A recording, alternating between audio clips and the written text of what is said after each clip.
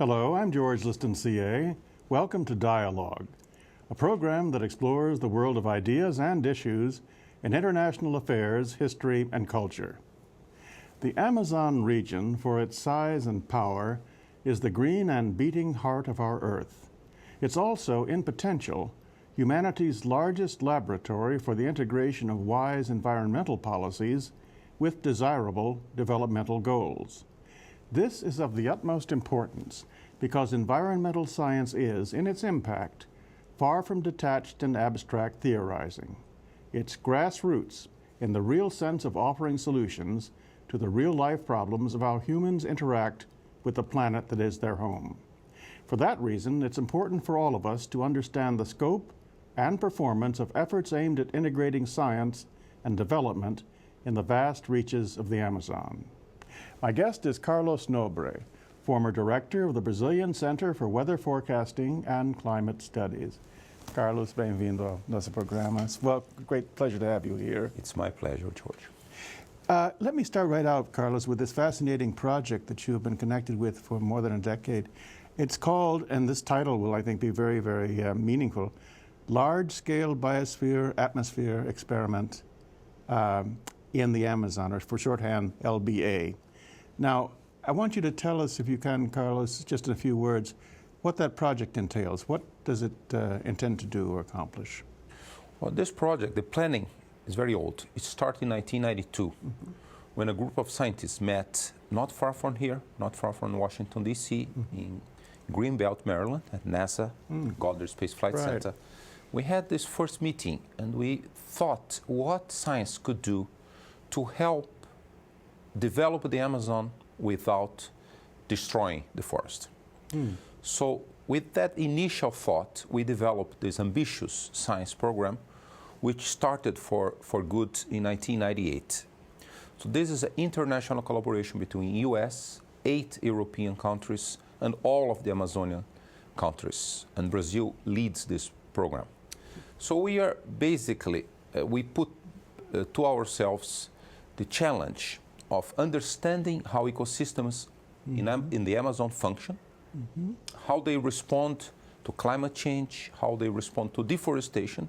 And our initial idea was to provide scientific knowledge to help sustainable development. So that was the concept of the project. That's very well explained, Carlos. I see it, as you describe it, as kind of a link between science, nature, and human needs, making all of them work together for sustainable development in the world's most important, I think, developmental region.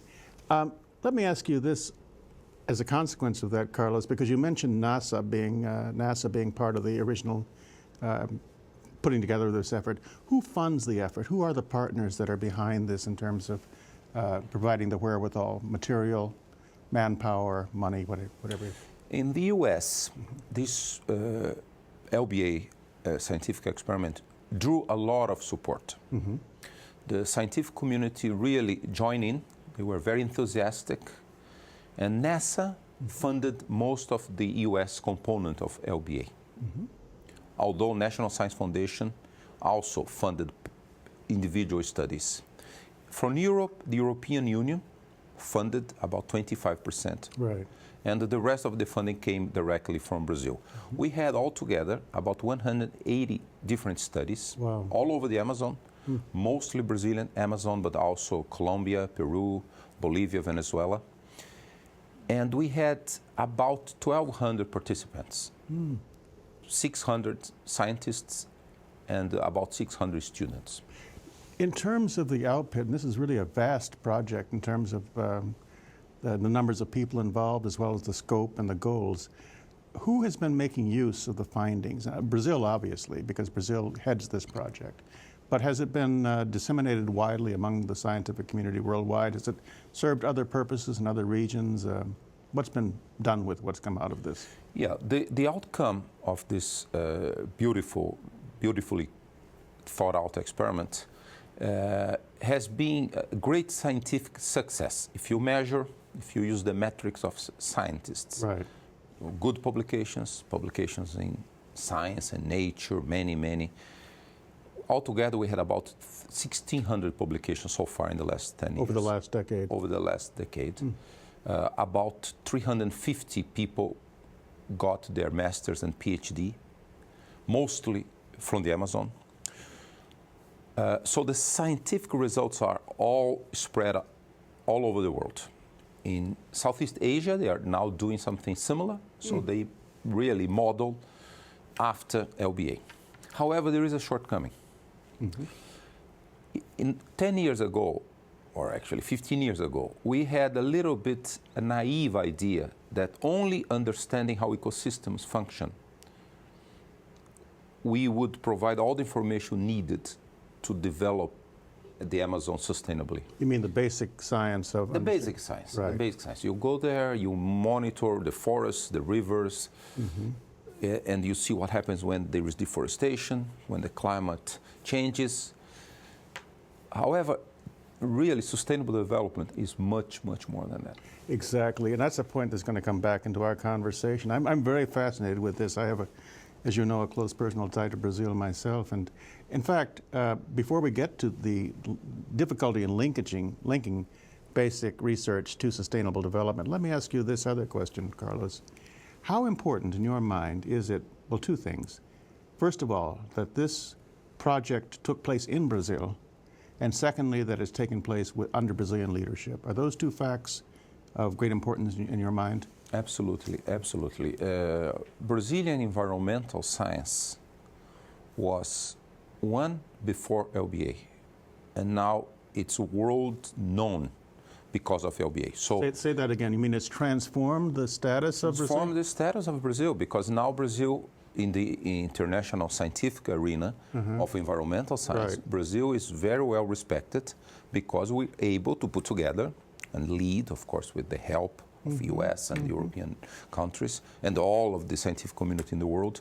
But, you know, we are very respected because it is more like we're not a developing country in terms of producing world-class science, Right. environmental science.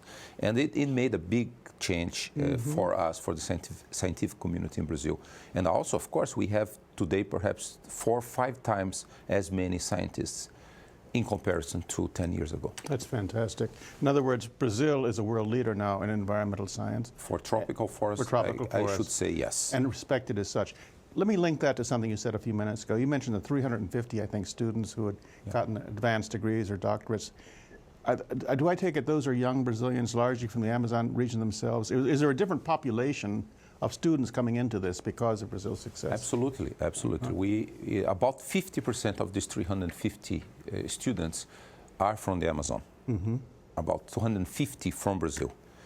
So I think in some ways that's the greatest legacy of the LBA experiment. It's okay, we produce a lot of new science and new knowledge, important, but these people will be the science managers of this sustainable development that we envision one day will come. That's the future, really, isn't it? That's the future. Yeah.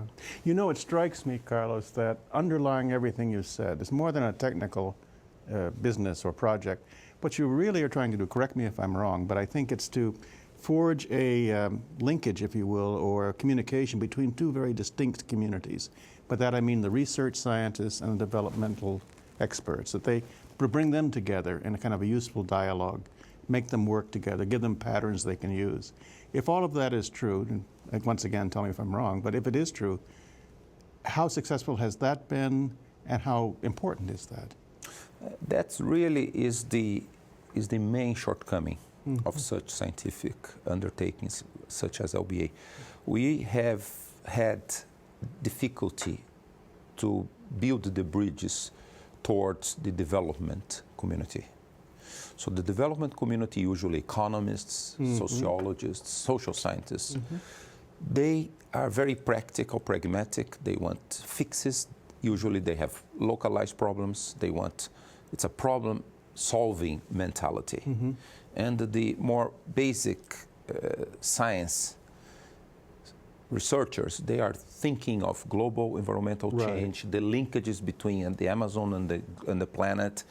So it's very difficult, has been very difficult to construct these linkages. However, we made progress. We trained a large number of social scientists, and also we were able to influence, at least in Brazil, policies, government policies towards development of the Amazon. So government is much more careful now between starting a new program, even a new road, a new infrastructure, and they listen to scientists much more than 10 years ago. Two questions occurred to me. To the extent that it's been difficult to forge this dialogue, if you will, between the scientists and the development community, has that been one of the problems in reaching the sustainable goals that you've established, or as you know, as goals for the project? Is the fact that they're not yet fully harmonized, is that one of the major issues? Absolutely, that's really the main issue when we deal with development. Okay, if that's the main issue, Carlos, and I think you really have put your finger on that one, where success has been achieved, because you mentioned there are some policies of the government that have been working at this, what's making it better? What's the hope? What will make it better? The more successful interactions between those two communities have been more on the terrain of conservation. So we are providing a lot of advice to governments on, best ways to conserve the forests, to preserve. Where we are still failing to communicate is in terms of, let's say, the economic and the social side of sustainable development. Okay. Let's say we are more into the environmental side of sustainable development. Basically, what are the alternatives for sustainable development of the global tropics? We're still missing key information, key options. So that's the gap that we still have to fill up. As I listen to you, Carlos, it almost sounds to me like creating a new language, if you will. A way in which these two groups can recognize common goals, but also develop a way of speaking about them and thinking about them that is mutual as well. Tell me if that makes sense to you, and if so, what are the role of institutions? For example, going back to the young people getting their doctorates and such, are scientists and developers coming up now getting this more and more in terms of their instruction, in terms of their school being made to understand that this linkage has to be made? Slowly, yes, and this is not a problem only in let's say, sustainable development of the developing world. There is by and large, development communities are social scientists. Right. By and large, people working with global environmental change, they are natural scientists. There is a major language barrier between those two communities. Right. Even more than a language barrier is a scientific methodology barrier. Okay. And that's really, it's been much more difficult than anticipated, how to make one community understand deeply what the other community is thinking. Well, let's focus on that, because I think that goes right to the heart of this. And I think in terms of what you were saying earlier, I got the sense that scientists working on this in Brazil, like scientists everywhere, are very much in the tradition of linear research. I mean, this has been what they have traditionally done. In other words, produce as much knowledge as you can. It's not a matter of what it's for. It's find out everything you can, then someone will come along and figure out what to do with it. But perhaps, and I think you have talked about this or written about this, that applied research may be the way to go here. In other words, where it's directed at a specific problem. Is that really what has to happen? That really is at the heart of the problem. The merit system for most scientists is intellectual merit, and it goes through high quality publications, right, well recognized international literature. And applied research sometimes does not bring those rewards to most scientists. So we have to change a little bit or profoundly the way we give merit to scientists. Otherwise, how can that be done? Well, if let's say a scientist which is helping an application that would generate more well-being and still preserving the forest, has to gain some recognition. by the scientific community, Right. our peers. I mean, so usually today, what the system is like, if you have those gifts, if you are gifted to do those things, become an entrepreneur and make money. Ah, okay, all right. Make money. However, sustainable development in global tropics is not only a matter of making money. In fact, today, very few people are making money. Mm-hmm. So it would be, there is a room for scientists working in applied problems for sustainable development. And of course, you have to produce new knowledge, good science, but not at the top level competitiveness that there is usually among scientists. Okay. That's very clear to me then in terms of how scientists should begin to sort of give prestige or recognition to this new focus. Is it also true, Carlos, that the rest of society could also recognize the importance of applied research and boost the interest in it? And I'm thinking here of the government and the media. And I guess I'm wondering, since you have a decade of such extraordinary production taking place right in the Amazon, which is, of course, right in the center of the world, what's been the sort of public debate, if you will, or public use or consumption of this, this project's success? Well, still confined mostly to the academia. Mm-hmm. So the universities, Brazil is establishing 4 new universities in the Amazon. So many of these students trained in the LBA, they are becoming faculty. They are starting their scientific career, so that's very good. Mm-hmm. However, the debate should be happening on a different sphere.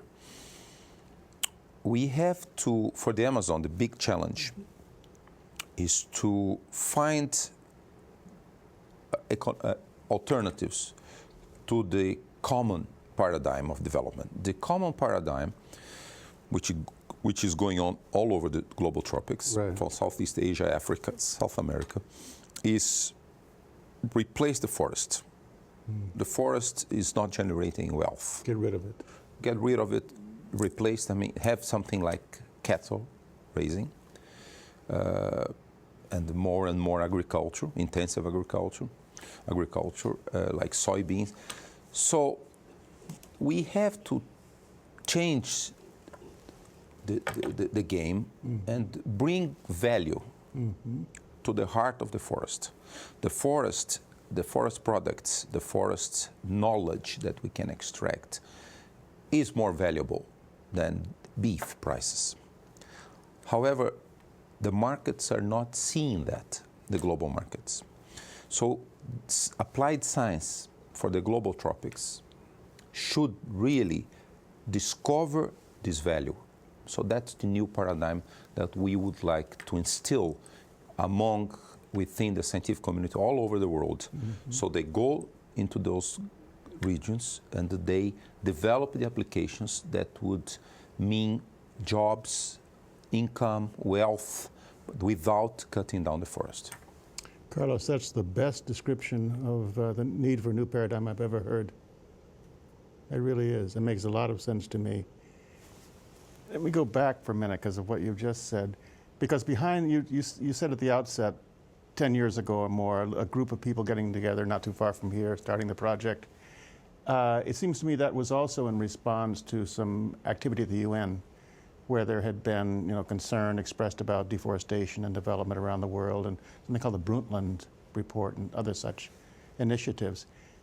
That's my way of sort of providing background for this question. When you talk about this new scientific paradigm, giving value to the forest, even while you promote development, is there a kind of a diplomatic discussion going on about this worldwide? In other words, if you took Brazil, Nigeria, India, China, South Africa, maybe some other big, major emerging countries, it seems to me many of them are facing the same issue.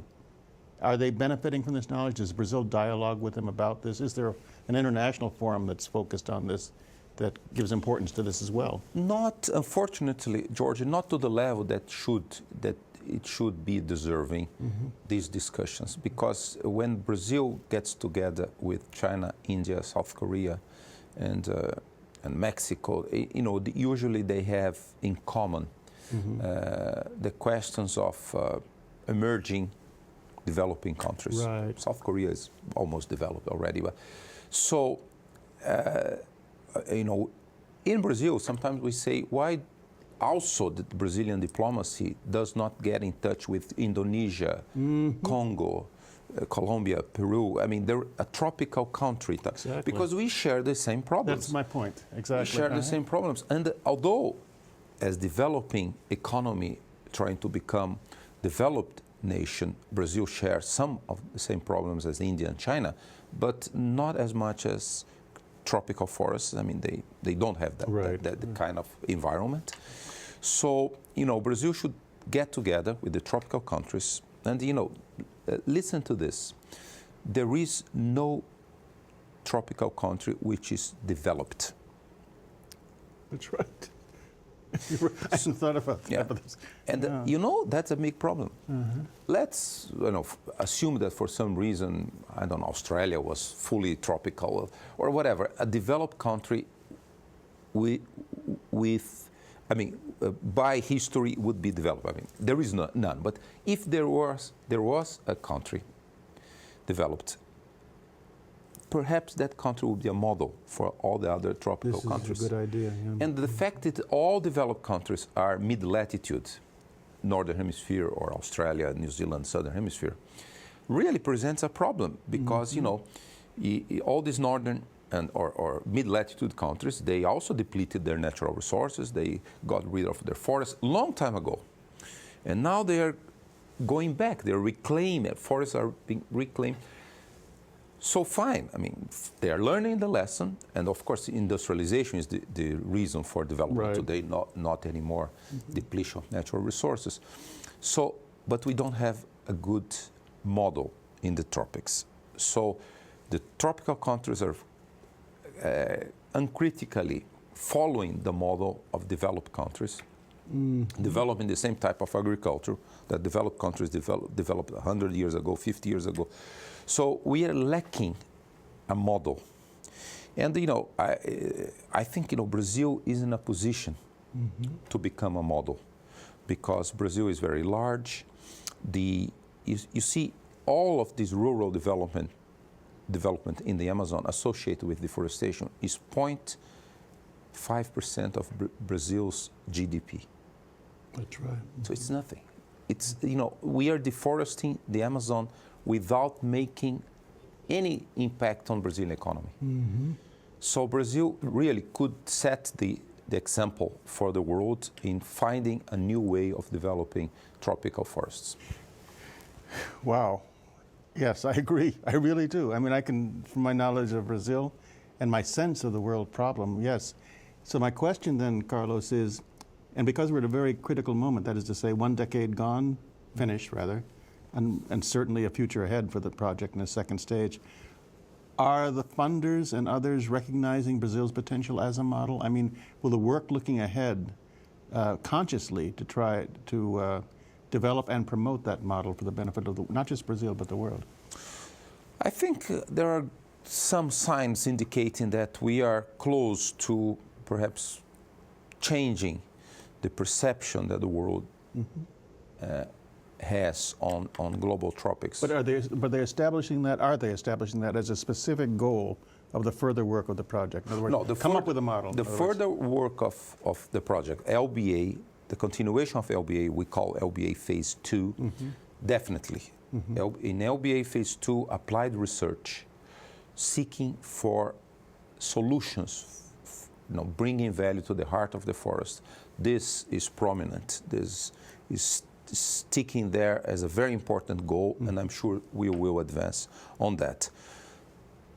The extent that those knowledge will become used, then it's a bigger challenge because you have to train and to attract, to draw a new class of entrepreneurs. Absolutely. They have to be sustainable world entrepreneurs. Do you see signs of that? I mean, to the extent that entrepreneurs, and I also think of inventors, scientists, technological brilliance, do you see people getting excited about doing that? In small numbers, in small numbers. And in my feeling, George, is that these entrepreneurs, because I'm pretty sure due to the environmental crisis that the planet is facing, climate and many other problems, I'm sure there is talent all over the world. And I'm sure there is a lot of people, inventors, entrepreneurs, who would like to dedicate their lives Exactly. to that, not as, as only vocation, to make some money, I mean, to make a living, but dedicated to finding that difficult spot, which is developing, using natural resource with wisdom. But we also should invite these people to come to the global tropics, and in particular to the Amazon. It's not, I don't think this is only a Brazilian challenge. I'm not very nationalistic in that sense. I think we should attract the best talent of this new world of entrepreneurs, sustainable world entrepreneurs, bring them to the tropics and ask them to help us to develop this new world. Is anyone doing that? I mean, is there any, for example, for lack of a better idea, a foundation that's promoting that? Not on an organized fashion. Most of the money coming from foundations, the traditional foundations, let's say in the US, more foundations and many other foundations which put a lot of money in conservation, they still have this attitude, let's almost build fences around where we want to conserve and let's prevent people from moving in. We don't have yet the foundation which will help us to develop this applied sustainable development knowledge. Carlos Nobre, in the past half hour, I've learned a great deal just talking to you. I think everyone watching us has, and I want to thank you very much. I would like us to keep in touch so I can keep in touch with what's going on with this project. My pleasure, George, my pleasure. This has been my pleasure, this conversation. Muito obrigado, Carlos. Muito obrigado. And that's our program. We appreciate your comments, and you can reach us at dialogue@wilsoncenter.org. I'm George Liston, CA, and you've been watching Dialogue, a co-production of the Woodrow Wilson International Center for Scholars and MHZ Networks. Dialogue's also on the MHZ Worldview channel, which is available to public TV stations nationwide. For more information, go to www.mhzworldview.org. Please join us again right here next week, and thank you for watching this week. And Carlos, thank you once again, man. It's fantastic.